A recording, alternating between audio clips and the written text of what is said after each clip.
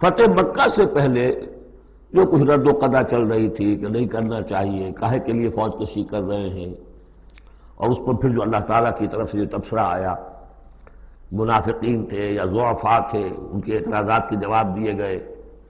آخر مکے والے کتنے ہی برے صحیح، بہرحال وہ حرم کی خدمت کرتے ہیں، لہذا ان کا ایک نیکی کا مقام بھی ہے۔ وہ ساری دلیلیں ہم پڑھ چکے ہیں، سورہ توبہ رکوع 2 اور 3، یہ بھی 2 رکوع ہیں۔ اسی موقع پر ایک بہت مخلص مومن صحابی، ان سے ایک بہت بڑی غلطی ہو گئی۔ حضرت حاطب ابن ابی بلتع رضی اللہ تعالی عنہ بدری ہیں، ان کے گھر والے، ان کا پورا کنبہ ابھی مکے میں تھا، اور ان کا کوئی وہاں پہ رشتہ دار ایسے نہیں تھے کہ جو ان کی حفاظت کر سکے۔ انہیں یہ اندیشہ ہوا کہ اگر واقعی اب جنگ ہو گئی اور اگر ہم جا رہے ہیں مکے پر چڑھائی کرنے کے لیے، تو پھر یہ ہے کہ مکے میں جو مشرکین ہیں، کفار ہیں، وہ میرے بچوں کو، میرے گھر والوں کو شدید نقصان پہنچا سکتے ہیں، لہٰذا میں ان کے ساتھ کوئی نیکی کروں تاکہ میرے اس احسان کو پیش نظر رکھ کر وہ میرے گھر والوں کا لحاظ کریں۔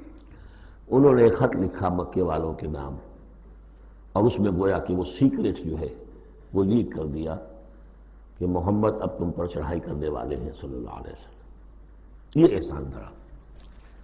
ایک عورت کو وہ خط دیا، اس عورت نے اس خط کو اپنی چٹیا میں باندھ لیا تاکہ تلاشی لی جائے،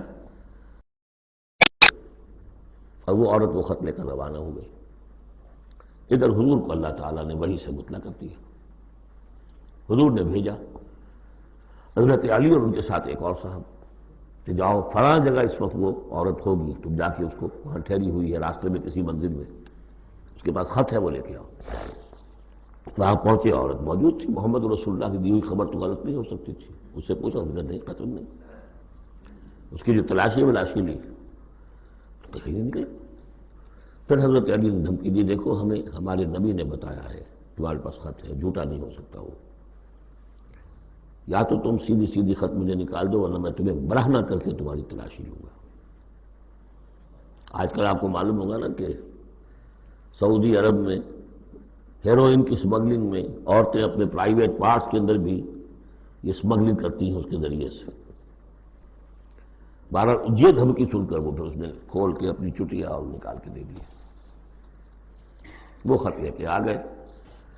اب وہ راز کھل گیا، ابی بلتع کو بلایا، حاتم نے ابی بلتع کو مان لیا، اپنی حضور یہ میرا خط ہے۔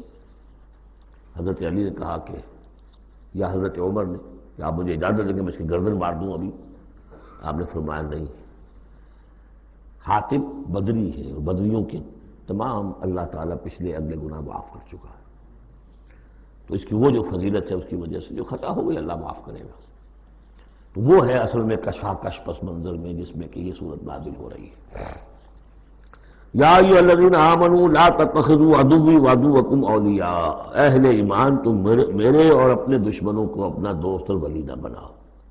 ان کی خیر خواہی، ان کی بھلائی، ان پہ احسان کرنے کی کوشش، ان کے ساتھ اپنے گڈ آفیسز بلڈ کرنے کی کوشش۔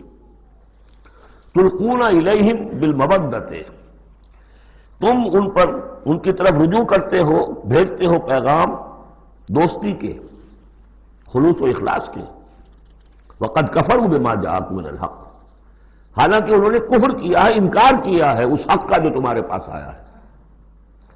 یخرجون الرسول وایاکم، وہی ہیں جو نکالتے ہیں، یعنی جنہوں نے نکالا ہے رسول کو صلی اللہ علیہ وسلم، تمہیں بھی نکالا ہے، ان تؤمنوا باللہ ربکم، صرف اس جرم کی پاداش میں کہ تم ایمان رکھتے ہو اللہ پر، اپنے رب پر۔ ان کنتم خرجتم جہادا فی سبیلی، اگر تو تم نکلے تھے مکے سے اور تم نے ہجرت کی تھی اس لیے کہ میری راہ میں جہاد کرو گے، تو یہ طرز عمل تمہیں اس کے منافی ہے۔ وابتغاء مرضاتی، اور میری رضا جوئی کے لیے تم نکلے تھے، تو سرون الیہم بالمودہ، تم خفیہ پیغامات بھیجتے ہو ان کو دوستی کے، احسان کے مبنی۔ وَأَنَا أَعْلَمُ بِمَا أَخْفَيْتُمْ، تم نے خفیہ پیغام بھیجا، میں تو خوب جانتا ہوں جسے تم چھپاتے ہو، وَمَا أَعْلَنْتُمْ، جسے تم ظاہر کرتے ہو۔ ومن یفعلہ منکم فقد ضل سواء السبیل، جو کوئی بھی تم میں سے یہ کام کرے گا وہ تو پھر سیدھے راستے سے بھٹک گیا۔ یہ ایک آیت ہے، اب تک نوٹ کر لیجیے مدنی صورتوں کا جو مزاج ہے۔ یا ایھا الذین آمنوا لا تتخذوا عدوی وعدوکم اولیاء تلقون الیہم بالمودۃ وقد کفروا بما جاءکم من الحق یخرجون الرسول وایاکم ان تؤمنوا باللہ ربکم ان کنتم خرجتم جہادا فی سبیلی وابتغاء مرضاتی تسرون الیہم بالمودۃ وانا اعلم بما اخفیتم وما اعلنتم ومن یفعلہ منکم فقد ضل سواء السبیل۔ ان یثقفوکم یکونوا لکم اعداء، اگر وہ کہیں تمہیں پا لیں، یعنی تم ان کے ہاتھ لگ جاؤ، ہتھے چڑھ جاؤ، وہ تمہارے ساتھ دشمنی کریں گے۔ وَيَبْسُطُوا إِلَيْهِمْ أَيْدِيَهُمْ، اپنے ہاتھ بڑھائیں گے تمہاری طرف، وَأَلْسِنَتَهُمْ، اور اپنی زبانیں، بِالسُّوءِ، برے ارادے کے ساتھ تمہیں نقصان پہنچائیں گے، ان کی زبانیں بھی ان کے ہاتھ بھی۔ وَوَدُّوا لَوْ تَكْفُرُونَ، اور ان کی خواہش ہوگی شدید کہ کسی طرح تم بھی دوبارہ کافر ہو جاؤ۔ لَن تَنفَعَكُمْ أَرْحَامُكُمْ، تمہیں ہرگز نفع نہیں پہنچائیں گے تمہارے رحمی رشتے، ولا اولادکم، نہ تمہاری اولادیں، یوم القیامہ، قیامت کے دن، یفصل بینکم، اللہ فیصلہ کر دے گا تمہارے مابین، واللہ بما تعملون بصیر، اور جو کچھ تم کر رہے ہو اللہ اسے دیکھ رہا ہے۔